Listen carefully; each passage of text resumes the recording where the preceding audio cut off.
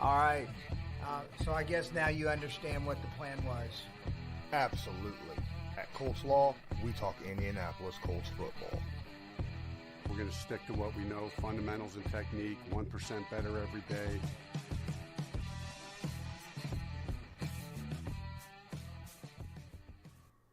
What's going on, Colts Nation? I'm Lawrence Owen. With me, as usual, is my boy Loyalist. I must apologize. We didn't go live yesterday like we normally do, but that was because DeQuell Jackson and I got together a day early, so we kind of flipped it, right? We went live today here and instead recorded with DeQuell because DeQuell had to leave yesterday. He's going to be gone till Monday, and then we'll record Tuesday, I think, instead of Monday. So his schedule kind of, determines my schedule. I'm sorry. Quick shout out to Brian Walton, who dropped $20 in the tip jar just a few days ago. Thank you so much. He used that link right here in the description of the video, right at the top, to drop some money in there to help us out. It's much appreciated. Anytime someone wants to drop a little bit of money, help us out, show us, the support that you guys do, man. We can't thank you enough. Real quick, shout out to those of you that have been in the chat just jibber jabbering, and I get what you're saying, man. Alpha Wolf and John Davis has been having a back and forth this whole time for quite a while now. So shout out to you guys. Toxic jumps in here. Brandon Wood, what's up? Ant Rogers, appreciate you. Malicious, my bad. So, that was a good meeting yesterday. Awesome. Glad you enjoyed it. If you guys do want to see the recording, of course, it's on my channel. You feel free, go check it out because I thought it was pretty good. I thought him and I had a nice little get together on, what our thoughts were at that point in time. Gave us a few days to try to, as Chris Ballard said, get that poison out, right? Yeah. It's still there. The poison is still there. I still feel that knee-jerk reaction to how the season ended. But a lot of respect right now for what Chris Ballard said in his press conference. Open it up. He said, look, I still have that poison in me. I am not going to make any decisions while I'm still angry and pissed. Those will come when I calm down a little bit. And good for him. Because there's been a lot of knee-jerk reactions around the NFL. And I'm not just talking about fans, right? I'm talking about, teams, firings and things that, in my opinion, shouldn't have happened. But it was a knee-jerk reaction to GMs and owners, right? Yeah. That's how I saw it. Some of them obviously should have happened. Some of them probably, in my opinion, shouldn't, But, hey, Buck Dancer, what's up? Appreciate you being here as well. Man, one thing I got out of this, if you think Frank Reich's job is on the line, think again. All right. Chris Ballard is not going or Chris Ballard absolutely is in love with Frank Reich. I think the only way Frank Reich gets fired is if Jim Irsay fires Chris Ballard. That's the only way that'll happen. He straight up said Frank Reich is a great head coach. And he just went on and listed all the things that he does really, really good. He says, if you don't think he's a good head coach, I don't know what to say. So just putting that out there. I know that I didn't get a chance to look at it because I was busy. I didn't even realize what time it was dropped. I didn't get the email from the Colts until I was in the middle of doing my All-22 from the Jaguars game, which I'm in the process of right now. I'm doing a Jaguars All-22 on Carson Wentz, okay? Because I know that's what all y'all want, all right? And I wanted it too because after that game, I was like, what the heck happened here, right? I need to know. But here's the thing, okay? I went back, and I got about 45 minutes into it. I know you didn't get very far into it, right? Because you didn't get the notification either. But I did get the notification. I just didn't notice the notification because of how busy I was.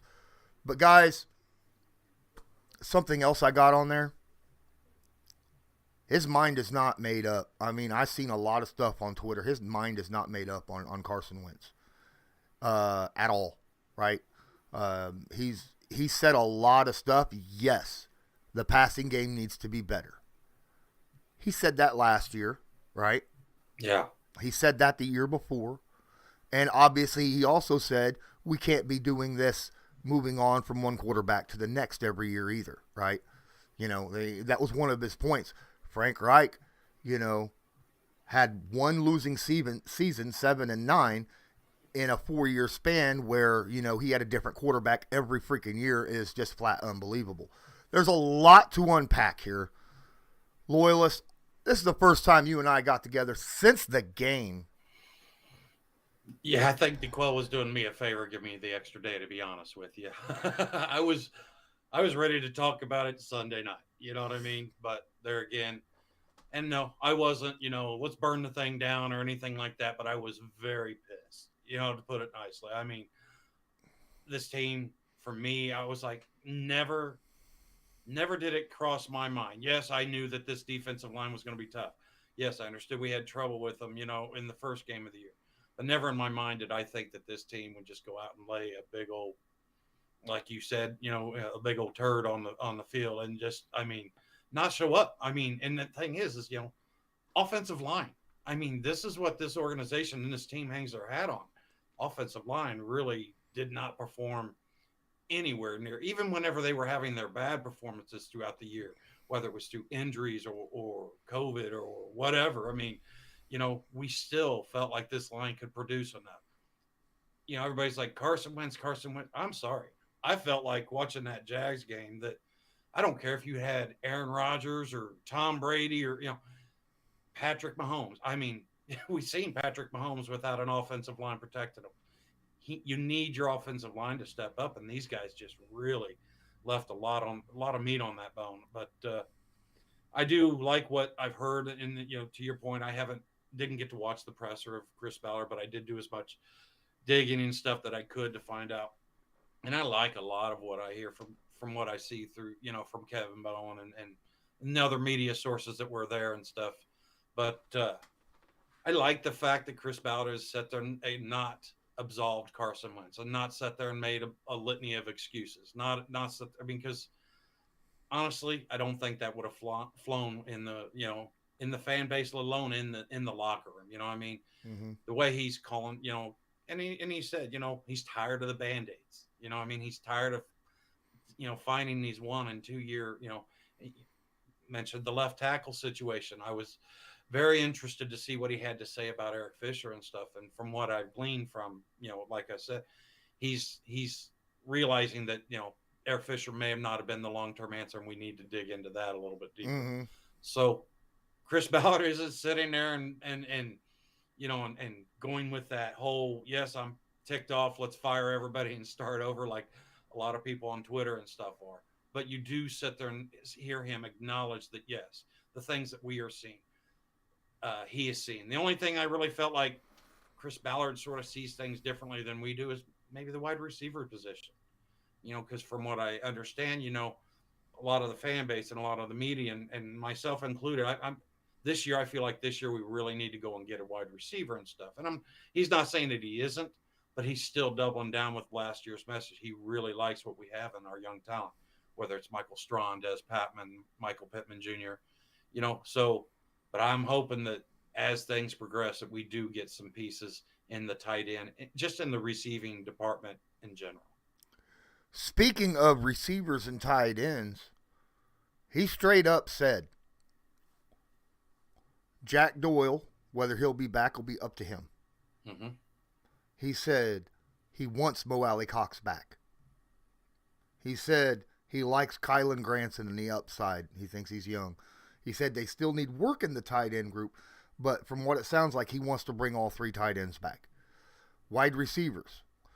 He talked about how he believes that the Colts have a really, really good young group of receivers. He thought that Doolin looked good.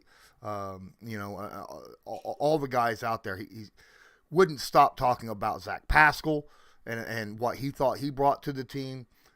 Thinks that Michael Pittman will just get better and better. he says he hasn't talked with T.Y. Hilton yet, about the situation. We'll know about Doyle, from what I'm understanding, in the next week or so. Okay, he talked about that he did have a talk with Jack, and Jack was going to let him know in the next week on what his decision is about retirement or not. So I'm just letting you know on that part. As for the offensive line, he says he loves the offensive line, but the left tackle is important, right? And they need to find a long-term answer. But he said, hey, we had a stopgap this year, and that's what he was. And we may have to get a stopgap again this year, he said, because, the long-term answer may not be there for what they like. And, so he's looking for what he believes will be the long-term answer. Another question came up on pass rush, and he's just like, man, I'll tell you what, we were just unlucky. A lot of unlucky. He said he loves Tyquan Lewis, and then what happened there was just terrible luck, right? Yeah. He said that Teray, he spoke about Kamoko, said, he's had injury issues. I don't know if Teray's going to be back, guys. I think Ballard might be moving on from Kamoko Teray. Even though we had 5.5 sacks this year on just 20% of the snaps, it's that whole you need to be available, right? Yeah. He spoke highly of Kwity. He thinks that Kwity will be a very, very good pass rusher. But he says, and he specifically said, we need 8. We don't have 8. So he's going to continue to go get him. I don't know. He has pumped a lot of assets into the pass rush. And we were one of the worst in pressures and sacks this year.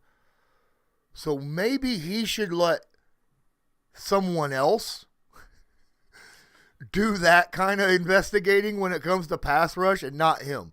Because he's great at certain other things. But maybe he needs to find someone who's even better at evaluating pass rush talent than what he is.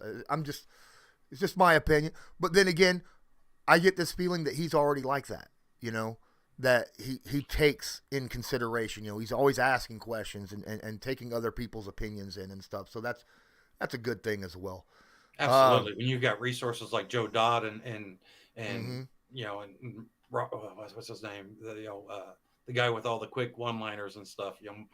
When you got these guys who are really good talent evaluators and stuff, you really need to take their opinion. Oh, absolutely. Appreciate each and every. We will get to the chat in a little bit.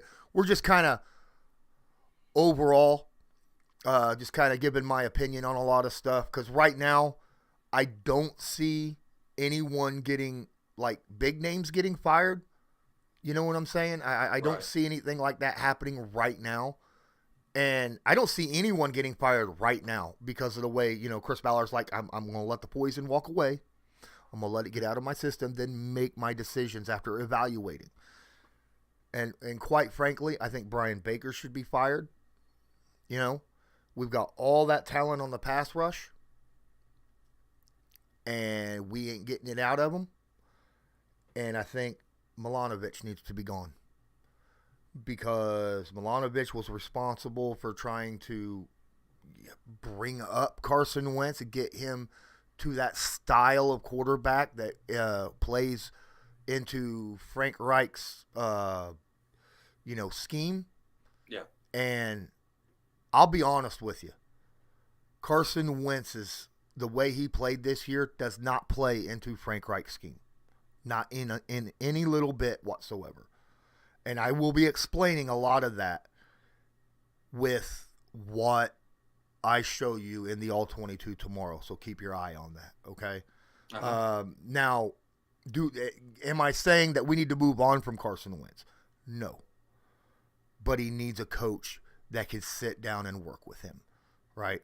And Frank straight said, the Carson Wentz situation, a lot of the decision on that will be on Frank Reich, because Frank Reich is the head coach and the offensive coordinator, is what he said. He said he is the OC and the head coach. So the decision on Carson Wentz will be based a lot off of what Frank Reich says, okay? Yeah. We all know Frank Reich, has a little bit of a love affair with Carson, but at the same time, he's got a whole team to look out for. So we'll see what happens. I mean, let's be fair. What other options are there? There's not a lot out there. I mean, do we sell our future to go try to get a Russell Wilson or something like that? I mean, because that's what it would take. We would have to be like, all right, Seattle, we'll give you Carson Wentz, and then the 2023 first-round draft pick, the 2024 first-round draft pick. You know, I don't know if the Colts can do that. You know, yeah, and it just doesn't seem like that's the way they do business either. You know what I mean? Mm-hmm. And I have a question or a little pushback, I guess I want to give you on the Brian Baker, okay? I understand to your point that, yes, this defensive line has not performed up to, okay, but we've also discussed how Kwity Paye has really started rounding into form. Dio Dangbo, I mean, heck, anything we got out of Dio this year was basically, you know, gave us a head start. I like Brian Baker. I like what I've seen from Kwity. I like what he's done with Al-Qadim Muhammad. I feel like he's really helped bring out that next level from Al-Qadim Muhammad. I guess my thing is do you give Brian Baker a little more time with these guys? Do you give them, you know, that consistency and that coaching and stuff? Because, I mean, from what I've seen and what I've heard of Brian Baker over the years, I've always been, you know, a bit of a fan of, you know, from afar. But for me, I understand this is a results-oriented business. But where do you draw that line of, okay, this is a young group, this is what they need as far as coaching, and then, you know, and then separate yourself from the DeForest and Grover, who they've got the bulk of what their game is going to be, and now they just need to fine tune it. You know what I mean? Yeah, I get you, but at the same time, they needed a lot more development, not just from Kwity Paye, right? And it was an overall pass rush issue, I think. Mm-hmm. It's not just one guy, right? We weren't able to get in there. And when you got guys like DeForest Buckner and them taking on double teams the majority of the time, which means your edge rushers are getting one-on-ones the majority of the time, they've got to get pressure and get home more often than what they did this past year, especially with the kind of defense that Matt Eberflus has been running since he's been here. Now, I'm going to push back a little bit on the fire Flus thing, okay? If you'd have talked to me 5 weeks ago, I would have been on board. Flus needs to go.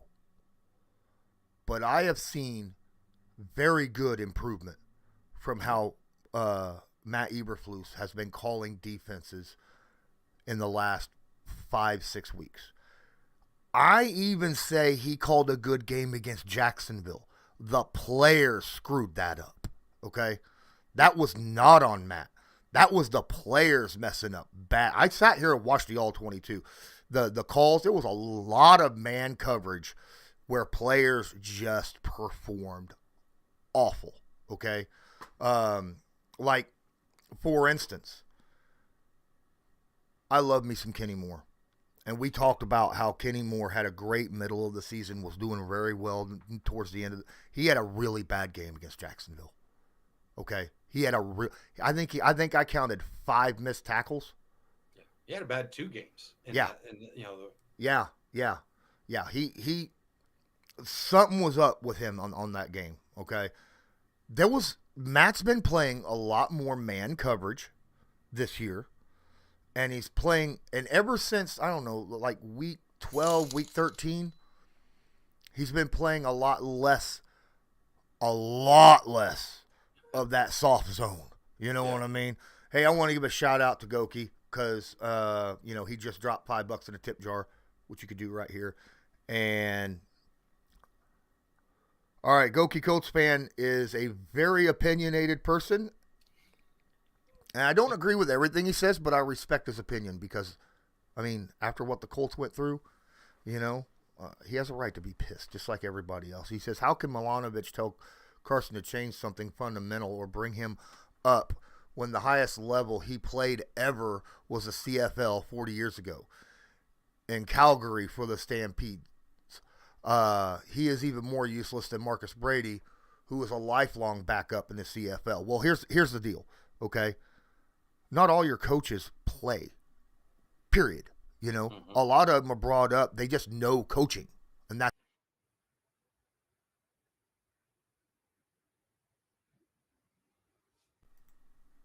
There we go. All right. I've lost you, Lawrence. Yeah. They hear me. You don't. Now do you hear me? Yes, sir. Okay. I hit that stupid chord right there. But a lot of your coaches didn't play. You know, a lot of your greatest coaches of all time didn't play football, right? They were coaches. They were brought up through the coaching lines. And I'm okay with that. But like I said, the last 6 weeks, he's not been doing that soft zone, bend but don't break. He's been playing in your face kind of stuff. And he was even sending blitzes at times. And blitzers were not getting home. How many times did we see the last couple games where we would send blitzes? Darius Leonard completely whiffing on a blitz, you know. Okereke he got a sack. I think first play of the game, or second play of the game in Jacksonville, and then he whiffed another time later on. We're whiffing. Players are whipping, you know, on tackles and sacks and things like that. That's a fundamental thing. Okay? And that's your position coach's issue. Okay, that's not Matt Eberflus telling worker. That is your position coach that has to work on that, and that's something that you need to get down in the training camp, OTAs, preseason, stuff like that. That's not something that you need to work on during the regular season. No, exactly, and to your point, Eberflus, there was an evolution. I mean, excuse me. You just saw the first few weeks and stuff, and that soft zone defense, and like you said, as we started getting healthier and more pieces started showing up. I mean, you got to remember, Darius Leonard was, for the first 7 weeks, he was 60, 70% at best. Okay. So, these are big pieces. And I think that as the year went and Darius started finding a little more speed, Bobby Okereke started getting stronger in the run game. I feel like we saw a lot of, like you said, that evolution into that man defense and bringing more pressures and stuff. And that's what we've been clamoring for now for a couple years from Eberflus. And this year you did see it. Now, is it enough? Or does Eberflus find another, a head coaching gig or something? Those are all pieces and parts. But to sit there and say that I want to get rid of Eberflus, I would put him in the top half of defensive coordinators easily for me, okay? And I do. I hate the soft zone. I hate we've got a 3. Okay, I understand all that, okay? But whenever you sit there and you also realize that this was the same defense that held a Texans team to 3 points in 8 quarters worth of play, okay? I mean, it is just, this defense has shown flashes and stuff. And more than just, a play here or a play there. There has been consistent games where we've just really clamped down and stuff. Now, is there room for improvement? Yes. Do I think that Eberflus is sorting that out? Yes. And on the other side of the ball, I feel like Coach Wright, I felt like he had to evolve a little bit, because you can, for me, I'm sitting here picturing, okay, you can have an offense and have a mobile quarterback with a strong arm and everything. But when you throw in a Jonathan Taylor, okay, that's not just any running back, okay? We're talking the, arguably the best in the league, okay? And I felt like Coach Reich was doing a whole lot of trying to find that balance and stuff. And I'm not even sure that he really found that balance. I watched his presser a day ago, and you just listening to him talk and stuff, and it felt like he realizes that, yes, JT really needs to be a big piece of this, but he felt like he went too far to the other extreme. He went to the fan side of things. Okay, you want me to run this thing 68, 90% of the time? No problem. And he did that, and it worked. You know what I mean? And then, there was just a lot of little things where you seen this team that it hid some of the shortcomings. Okay, our offensive line. Okay, when it performs, it purrs, it's awesome. This team goes. Okay, why in the world did our offensive line just deteriorate or regress in production? You look at the health and stuff. Okay, these guys, I mean, yes, they were what your standard beat up and end of the year thing, but what in the world was it that Jacksonville has on this offensive line that I feel like other teams are going to have to watch those two games and say, hey, this is how you're going to beat the Colts and stuff.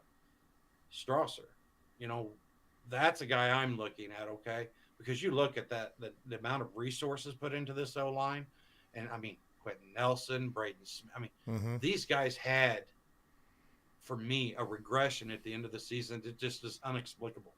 I just don't understand it. Oh, even Braden Smith, even Quentin Nelson played poorly.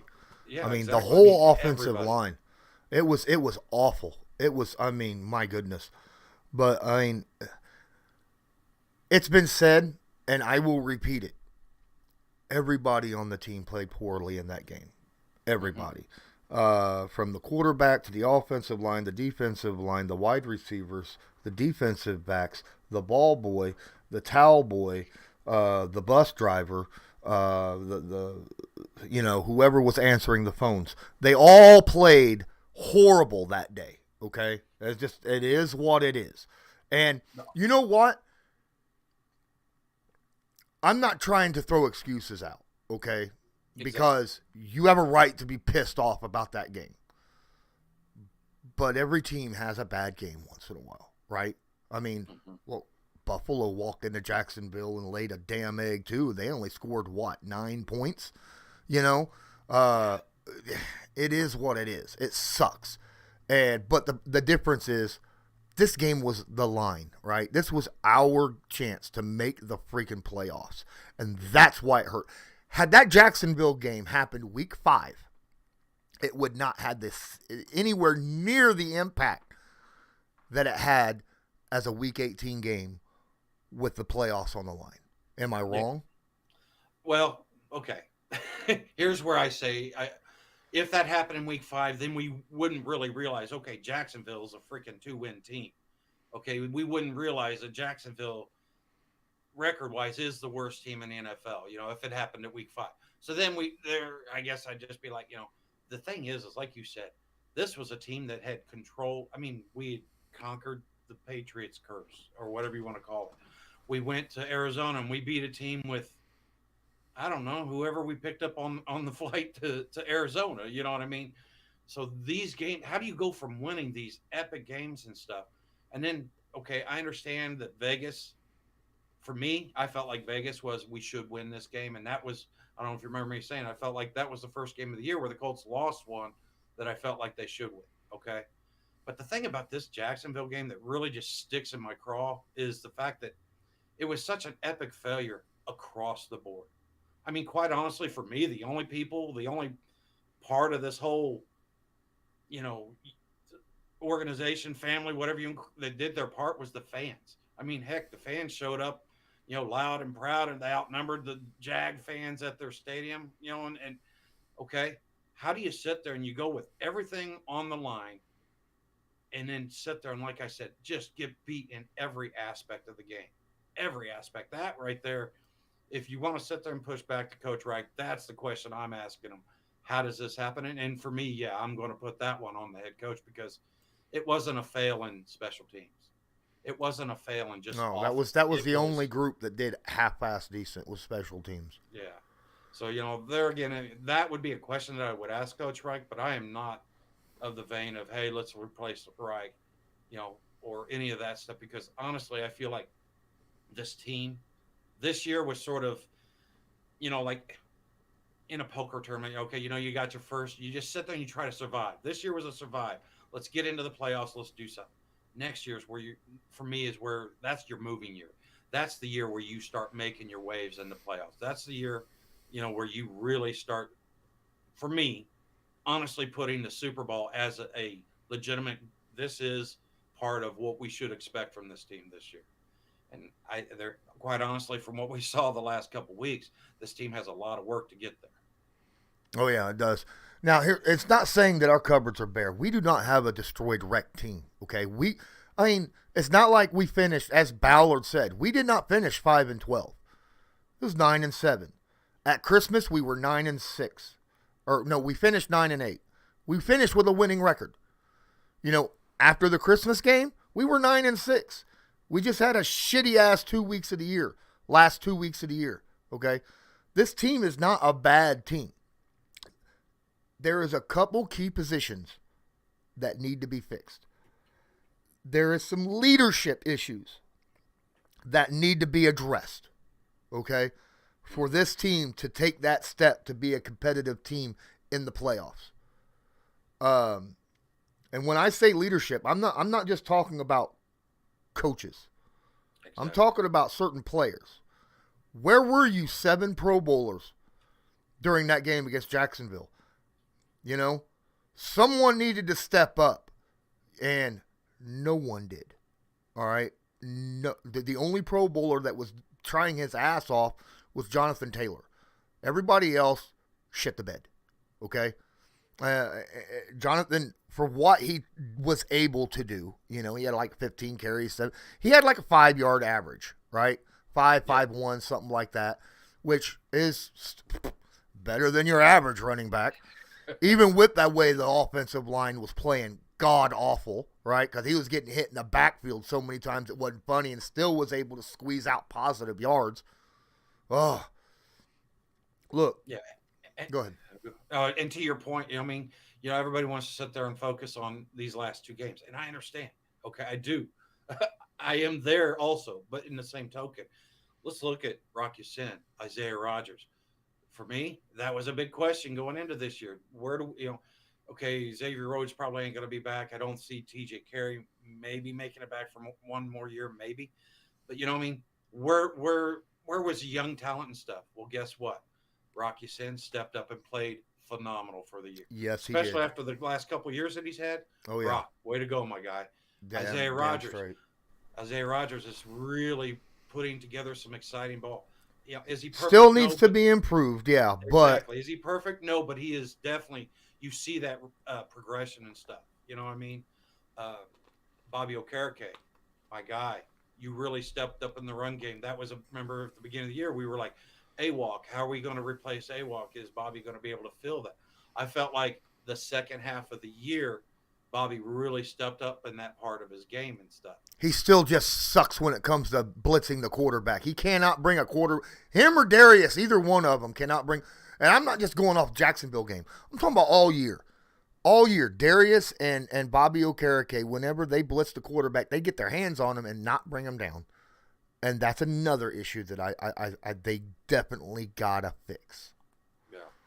Yeah, but like I said, the running backs, we're very comfortable. Honestly, this offensive line, I'm going to sit there and say that, unless everybody's against them too, yeah, they had a bad outing, but I don't think that there's a lot of pieces that are going to need to be removed per se, you know what I mean?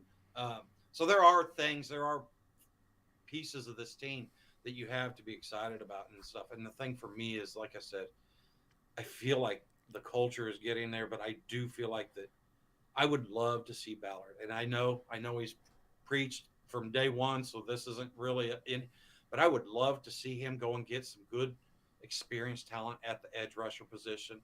Okay, let's not, because like you said, 2nd round draft pick, unless they sell the farm, they're not going to get in a position to get a good DN.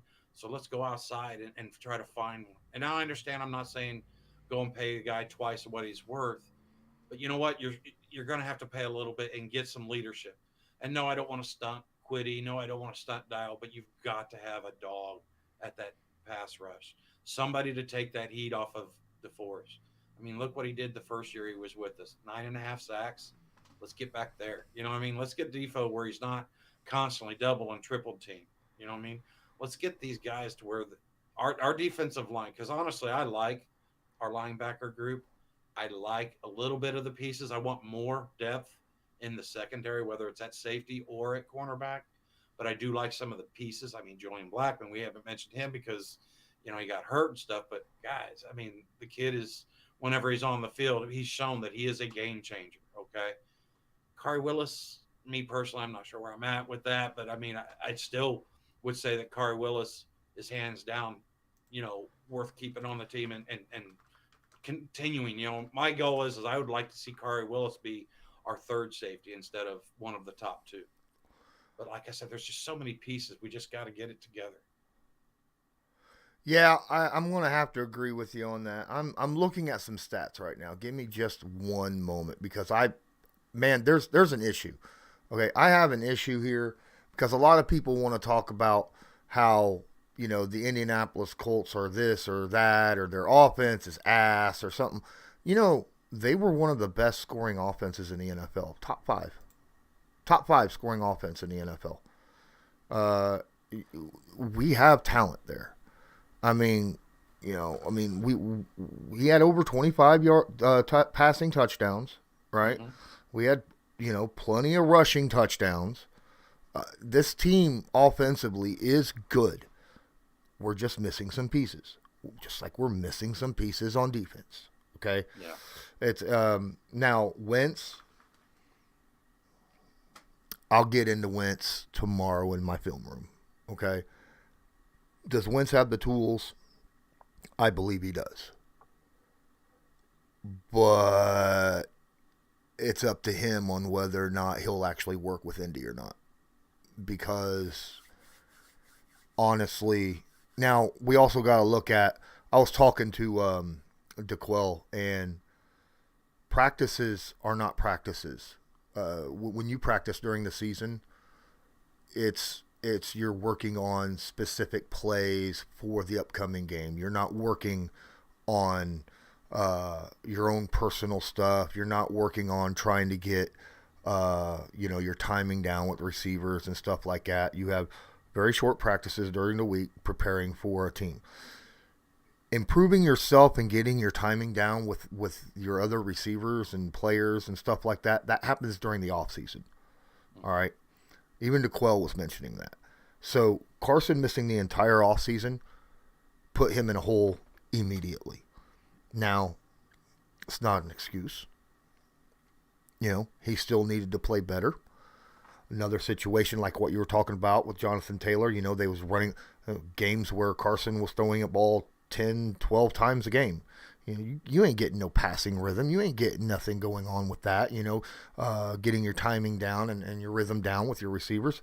That's just going to shoot yourself in the foot offensively when it comes to passing the football. So there are some things that are out there for reasons why we had a bad passing game this year. Carson Wentz, though, has some issues with himself that needs to be fixed. Can they be fixed? I don't know. Yeah. That's dependent on the person. When it comes to fundamentals, you can hammer a fundamental and a change in a fundamental over and over and over and over in practice 10,000 times. But if you've been doing it the same thing, one way for the last 15, 20 years of your life, it doesn't matter how much you hammer it down in practice. When it gets into the game time, you're going to revert back most of the time because it's just natural habit. Yeah, muscle memory and all that other stuff. I mean, we keep talking all the time. Let these guys play without having to think so much. Well, when they're to your point, when Carson starts doing that, that's where. And the thing is, to me, is if he could just choose to make the easy plays, if he could just sit there and say, okay, maybe he's on that second read in the progression and he's looking at Michael Pittman and he's got triple coverage. JT or Naheem or whoever, throw that play. Let them do them. Give Naheem Hines or give JT a chance to just make something out of it. Okay, maybe it's not going to be that big killer shot that he's wanting to make all the time. But that's okay because not every play has to be a flipping highlight reel play. And there again, Brandon Woods and I, have talked about this, and give Carson a full year. Give Carson this offseason.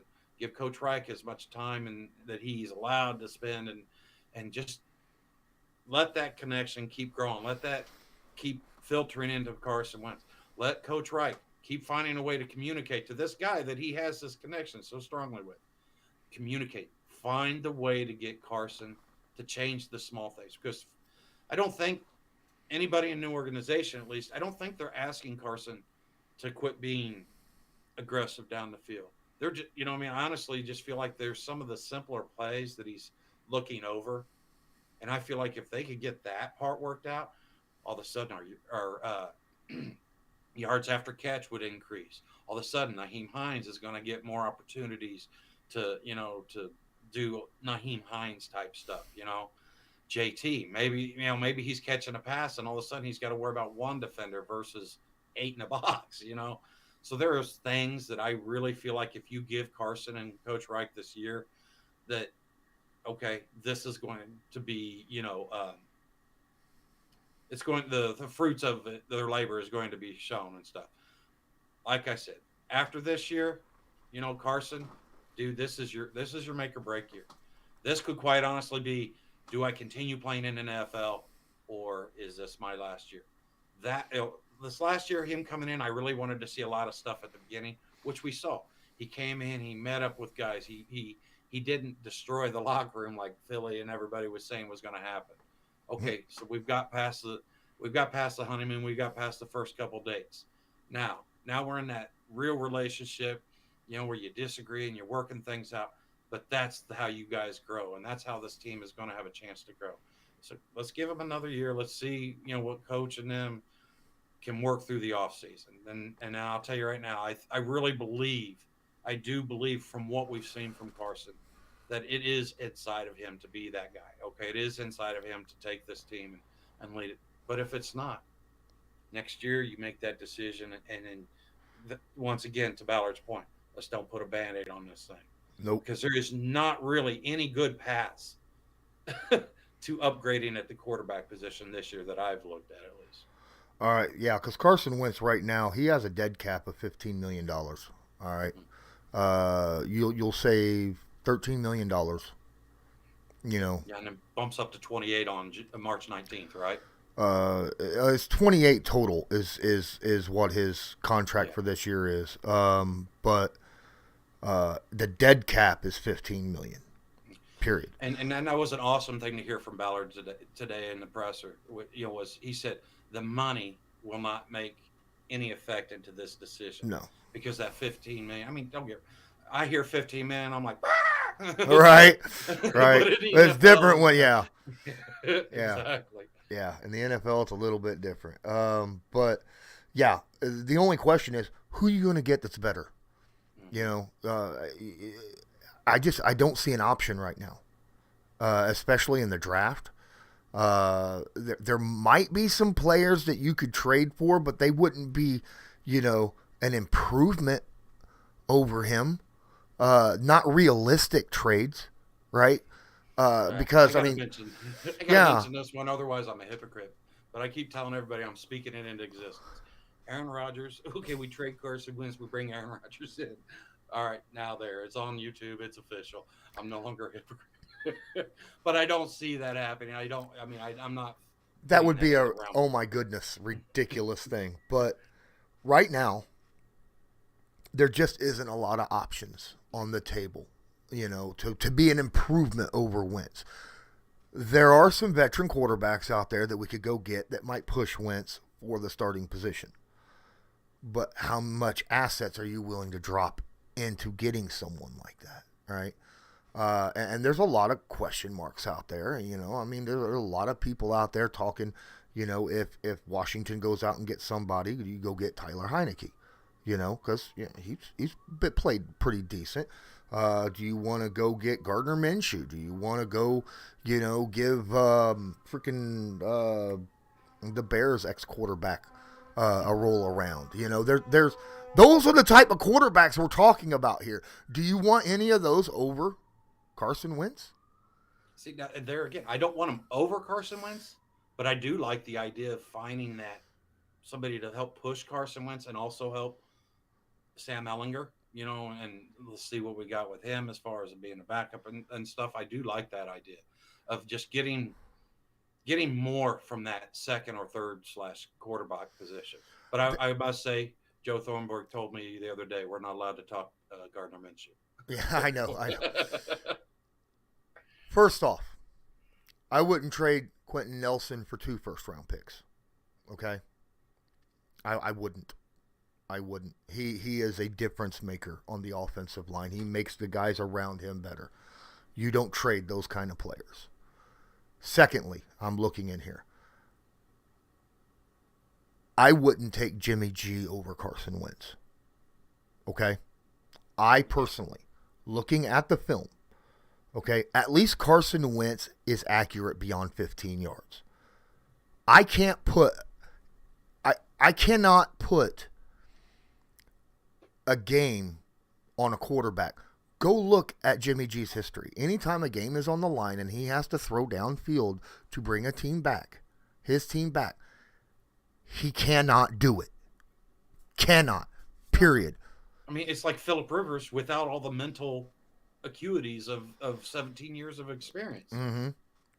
Everything has to be going right for Jimmy G to have a good game. And that's why I don't want Jimmy G at all. Okay? Is he a good a guy when the running game is going well and he can, throw the ball within the 15-yard line to, create yards after catch and stuff? Yes, he can do all that. But he cannot throw past 15 yards, period, end of discussion. And I will show you film after film after film after film that'll prove me right. I love Sarah in here, Derek Carr. I love Derek Carr. I would take Derek Carr over Carson Wentz. There's no way in God's green earth that the Raiders are going to trade Derek Carr. Not after how he put his team on his back and won the last 4 games to get them into the playoffs, after the kind of stuff that his team has went through this year. Derek Carr is the Vegas Raiders, okay? Absolutely. Period. Yeah, lasted Gruden, for heaven's sake. Yeah. He was a $100 million man. Yeah. All right. Guys, anyhow, obviously Lawrence got lost. About what? Guys, here we are. We're sitting in here. We're 47 minutes in. We're going to get to the chat right now. Thanks, guys. I didn't realize that we've been sitting here talking this long. Appreciate each and every one of you. Please smash that like button. I have noticed I have been reading the chat. I haven't been getting to all of them because it's been moving pretty darn good. But please smash that like button because it helps us out a ton. I appreciate each and every one of you. Let's get into the chat right now. I'm going to have to scroll all the way up to the top. If you have a chat, if you have a comment or a question that you want to make sure that we get, use the donation link and do it that way because I'm going all the way to the top right now. So, and I'm going to be picking and choosing as I go down. So we may not get to the new chat right away. I just letting you know. Those of you that's been in here a longer time deserve to be, who've been in here, listening and watching and stuff. Some of your early stuff needs to be brought up. So I'm just trying to do my respect for those of you that are in the chat and have been in here for the last 50 minutes. I did forget to mention Fuzzy Whistler earlier. Thanks so much for being in here. Toxic says, I look at who will be available and they are all worse than Wentz. And it's I don't see a single quarterback coming up in this draft I'd rather have over Wentz, period. I don't. But that's just me right now. And I haven't really gotten into the all 22 for college yet. I'm just going by, what my eyeballs have seen for the few college games that I did watch. But from what I'm understanding, there isn't much in college right now in the draft. And that's general everybody's take in this situation. Especially whenever you don't have a first-round pick. Yeah. Harpoon Bakery says that Kurt Warner video was brutal, and then Brandon immediately jumps in. And Kurt Warner is a known Carson hater for many years. Take that with a grain of salt. I'll tell you what.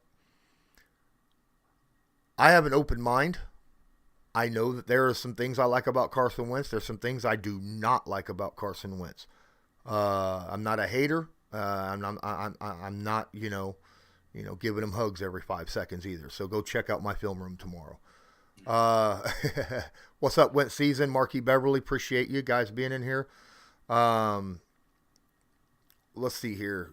Josh Sharf. Hey, what's up? He says the Colts have a bottom 8 receiving core. I don't think so. I think they have a bottom half receiving core. I'll give you that. I don't think it's a bottom 8. Okay? I do believe that we have some talent at receivers. It's just we didn't throw the ball that much. You know, after the first 4 games of the year, the Colts went away from throwing the football, and when there's less opportunities, then there's less chances to do things. But to be fair, none of our receivers played great the last couple games. Okay, a lot of drops. Yeah, but there was also a lot of people that were wide open. I'll get to that too. Yeah, I mean, if I'm not mistaken, I think we only have Michael Pittman Jr. who broke 1,000, but I don't think we have anybody that broke 400 throughout the rest of the season. You know, with the other wide receivers. Well, look at last year. We didn't have any receiver that broke over 600 or 700. Mm-hmm. Pascal, I think, was the leading receiver, right? And then Pittman, right? Actually, the leading receiver was Naheem Hines, and he had like 600 yards receiving. So yeah, come on now. Wentz season says, I really hope Doyle retires so we can get Ertz. I do not want Ertz. No, and I definitely wouldn't want to. I don't want to give up Doyle because I'll tell you guys right now, I feel like he is a very huge piece to JT's success. I mean, you know how it used to be you could watch the fullback follow fullback and you knew where the running back was going to go? That's sort of what Doyle is to this team. You know what I mean? So I don't want to lose that blocking at all. All right. Kincaid, appreciate you dropping $5 in the tip jar. He used that link right here in the description to drop some money in there. You could have put a question or something in there.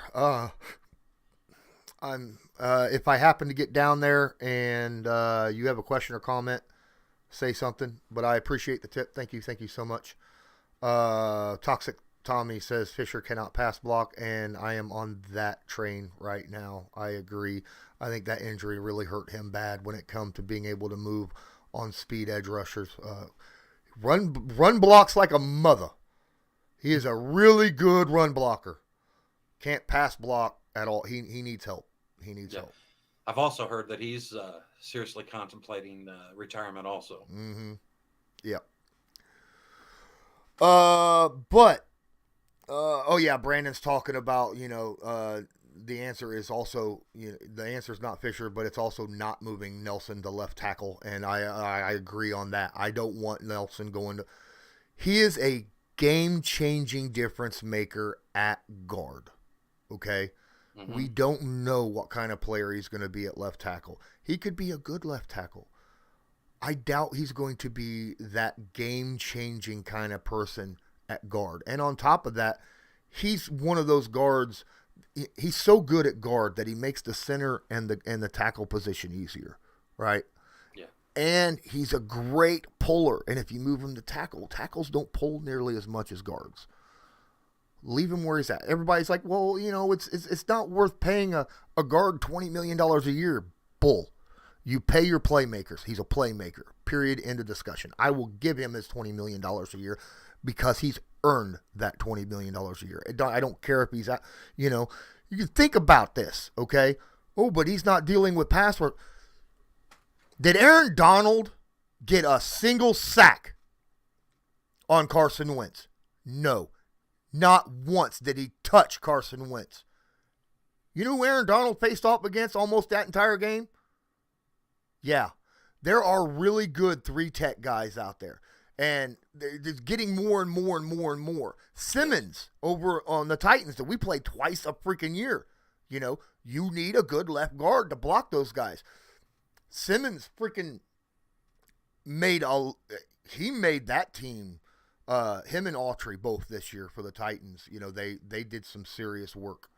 And because of him getting pressure on the interior made things a lot easier for the edge guys, like Autry.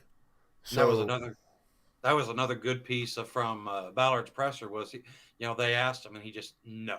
He stopped that immediately. And Ballard brought up something that I loved, okay, is he mentioned that, this is where the Band-Aid thing came in. He's like, I'm tired of putting Band-Aids, but sometimes you have to. And he said, Matt Pryor could very easily be that Band-Aid situation, you know what I mean, at left tackle.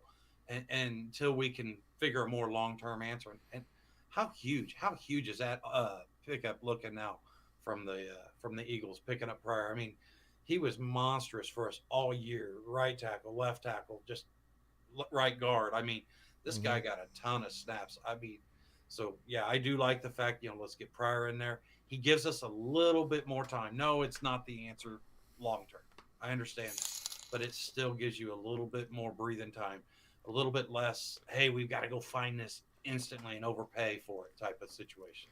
Yeah, we do need that long-term answer there, but if it's not there, it's not there. Would we probably get a left tackle in the second round long-term? Probably not. I mean, Ballard had a shot at doing it, and he didn't like anybody in the second round, right? He said that left tackle and quarterback are the two most reached for positions, and then pass rusher. Most reached for positions in the draft. And he will not do that. He's said it a million times. Hermit Crabbit just dropped $5 into the tip jar right here using that link. Thank you so much. Appreciate you. Someone said something in the chat, and it's Cyborg, and I can't agree more. I have never seen a quarterback ignore the check down more than Wentz. That's a problem that Wentz has, and I cannot disagree at all. And that's the one I really want Reich to just get down, to have that whole offseason. I don't massage his scalp, whatever you do, whatever you got to do to make that message get in there. Because that's the thing. It's the easier stuff, at least my opinion, the easier stuff. If Carson could just accept that and take those victories and then sprinkle in the 50-50 balls to Michael Pittman Jr., you know what I mean, and stuff like that. That's where this offense, I mean, this year, it was okay if you took away JT and MPJ, you really hurt our offense. Last year with Rivers, which receiver were you going to take away? Let's get back to that. Let's keep that diversity in that, hey, you got to guard everybody type. Yeah, that's true. That's true.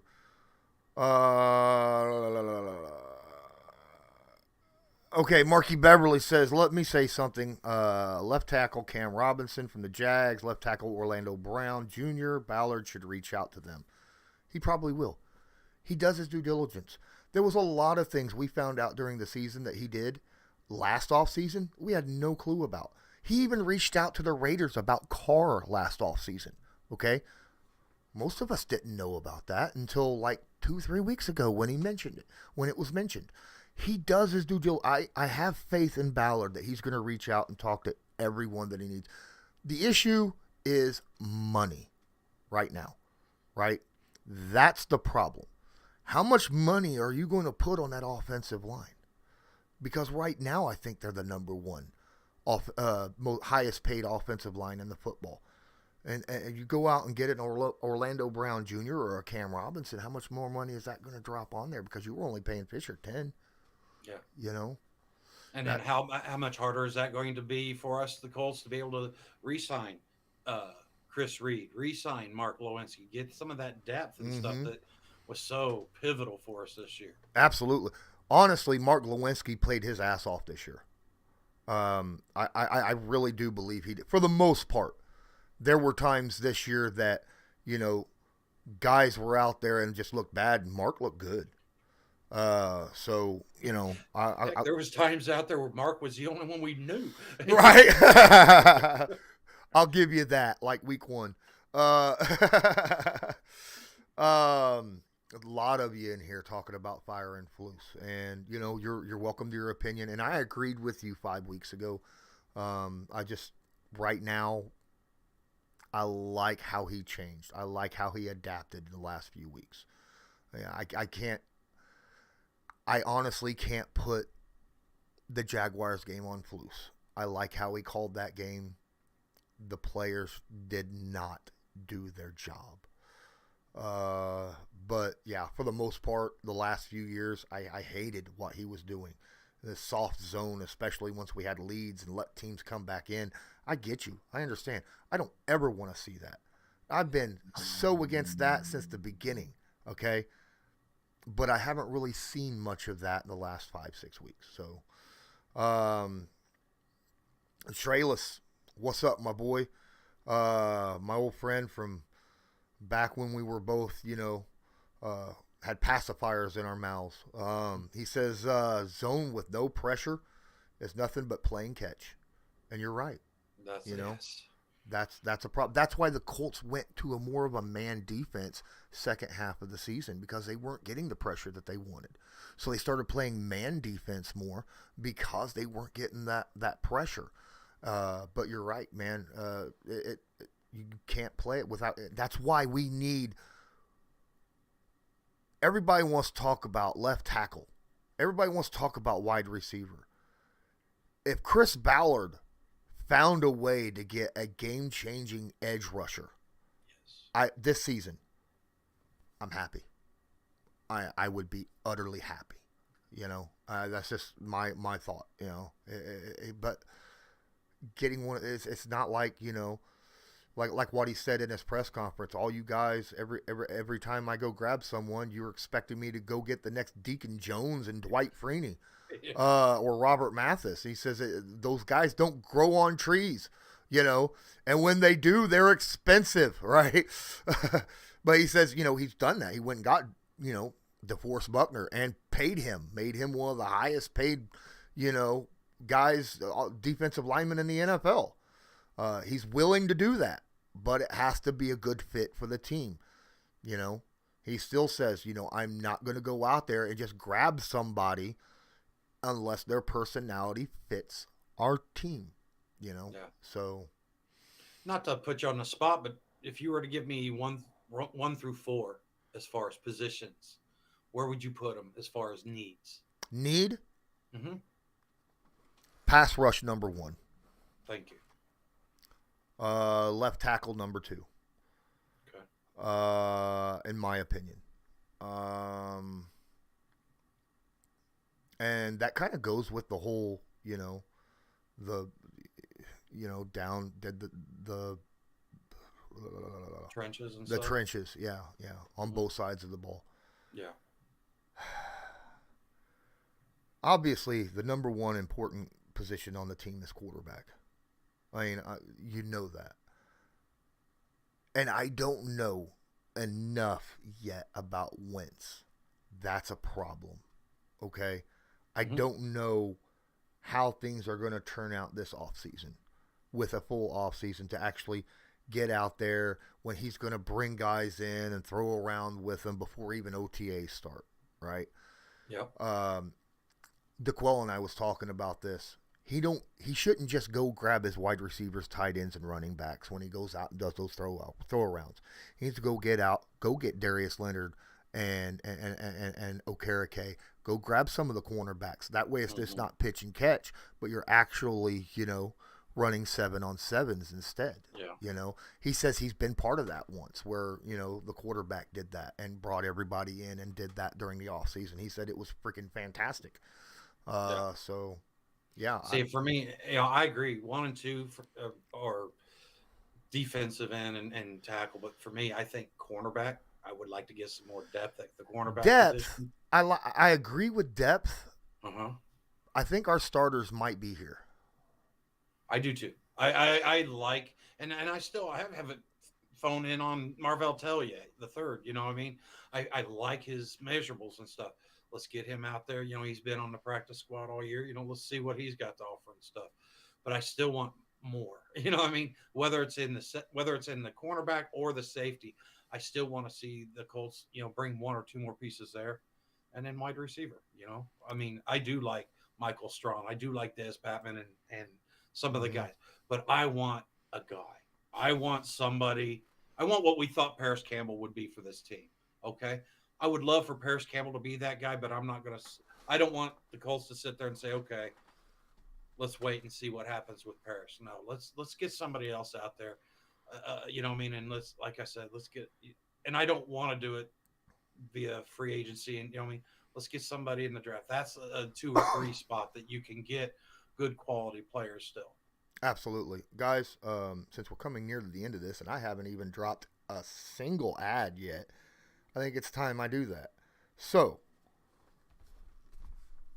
I got a couple guys that I actually love dealing with, and this is one of them. We just gave away a Pro Bowl one of these beautiful piece of canvas from the Backroom Collection. Link is in the description. Go check it out. Don't forget to use my promo code. This channel is proudly sponsored by the Backroom Collection. They do beautiful sports canvas art with football, basketball, baseball, and other sports themes. Special orders are accepted and autograph pieces are available. Many Indianapolis Colts signed pieces will be available beginning in November. Just use your discount code CL10 to purchase the pieces you want to spice up your living area. That's CL10. Also, please don't forget, smash that like button, hit subscribe if you're not subscribed, tag that notification bell so that you are notified next time I go live or upload a video. Don't forget, use the link in the description. We have a Patreon. We're going live in like an hour and a half or so because, you know, we're going over the hour normal live stream that we usually run. $5 a month, you can join the Patreon, and lots of extra stuff that goes into that. Each and every week, extra stuff for the Patreon members, including bonus material from the Believe in Colts stuff that DeQuella and I had agreed to do for Patreon members specifically. Let me guess, virtual arm wrestling? Drake says Frank's a great coach. He needs a great offense. I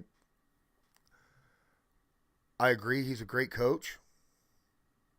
I think Frank is a very, very good coach. Offense, it doesn't matter who the coach is. You still need a great offense. You know, it doesn't matter who. I mean, you can't put a crap offense out on the field, even with a good coach, and expect to win. Go look at the Patriots last year, right? I mean, just saying, you know. You need players around them. Patriots Nation. What? Patriots Nation. That's right. Drop $3 into the tip jar. You know, appreciate you. Thank you so much. I appreciate each and every one of you guys that are helping us out and donating. Thank you. Anything you want to get into before I end up ending this here soon? I just, want to double down on the whole Patreon and Discord, guys. I'm telling you right now, we're building a nice group of eclectic individuals. We got all different points of views and stuff, as long as you don't mind a little salty language and everything, you know what I mean? But this is where guys really get to break down some of the X's and O's and sort of you get insights on some of the other teams that is very intriguing. Yeah. Katadin Bound. I probably chopped that name up terribly. I'm sorry if I did.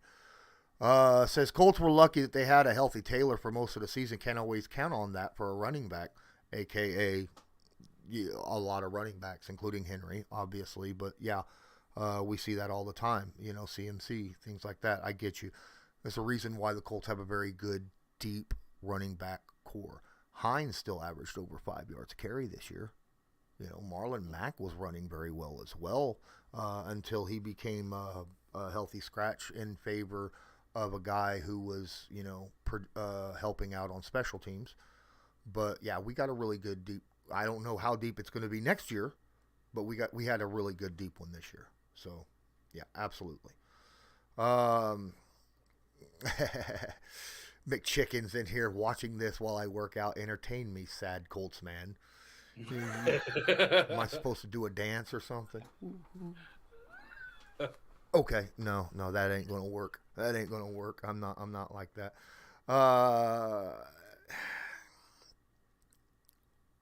Let's see what else is in here. Guys, I'm gonna drop right down to the bottom. Bam, because all of you guys have been in here. John says, good job today. Thank you so much. Just real quick, I'd like to let Larry Brown know that he's thinking that the Colts had like 68 million or 71, and I don't think it's quite that high at all. 53. I was going to say, I think it's in the mid to low 50s. Yeah, 53 plus if Quentin Nelson gets extended, then a portion of that, depending upon how many years that extension is. If it's 5 years, then 1/5 of that extension gets dropped on top of that. Plus, we only have 28 players on our roster next year from this year's roster, so a lot of people got to be signed on. It's going to be tight going. Plus, we have to replace a wide receiver, a left tackle, a corner, So it's tight picking on, and we have some expensive positions to fill at that. So it'll be interesting to see how Chris Ballard deals with things this offseason, because it's going to be kind of a penny pinch. He might be able to get one special player, at a very special position, whether it's pass rush, whether it's tackle, whether it's wide receiver, whether it's, whether he decides to move on from Carson Wentz. I don't know. I don't see that happening, but, or corner, there's. The upside is Ballard has been well practiced, because over the last 4 or 5 years, he's had tons of money to spend, and he's just always kept it real frugal. So this year, he's just going to be more of the same. But I hope that means that he doesn't do any free agency this year. That would be a problem. Brandon says we want a guy, not a dude, a guy. Yes, he's right. Because a dude is expensive. A guy is a good player, but doesn't come with the, oh my goodness, all right? What's up, y'all, all right? Yeah, I appreciate you. We got a lot of Patriots fans in here. Thank you so much. Says Colts, in my opinion, need another big body player on the outside paired up with Pittman. I mean, Pascal was supposed to be that guy. But like I said, the passing game there was a lot of excuses for the passing game this year. And we went through a lot of them.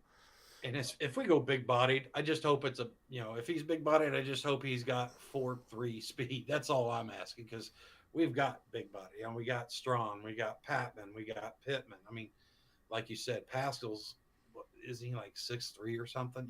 We've got a lot of big body. So as long I like the taller receivers, but he better be able to fly like the wind. Wyatt, what's up, Wyatt? Appreciate you. Another guy that's been following us for a very, very long time says losing Ed Dodds or Morocco Brown would both be huge sleepers and losses. Yeah. Ballard has a lot on his plate. You're right. That is facts. Facts. Guys, thanks so much. I think we're going to be out of here because we're getting ready to do. I got to prepare. Maybe eat something, drink something, freshen up a little bit, as in go to the bathroom. Before my Patreon stream. Thank you to each of you that donated, including Goki Colts fan, King Cato, Hermit Crabbit, Patriots Nation, and then of course the $20 drop a couple days ago by Brian Walton while we were offline. He's so good at doing that. Not even on here talking, just like, you know what, I'm going to give him some money. So thanks so much. And until next time, I'm Lawrence Owen. That's Colts Loyalist. Yeah, that's Colts Loyalist. As usual, have a good one.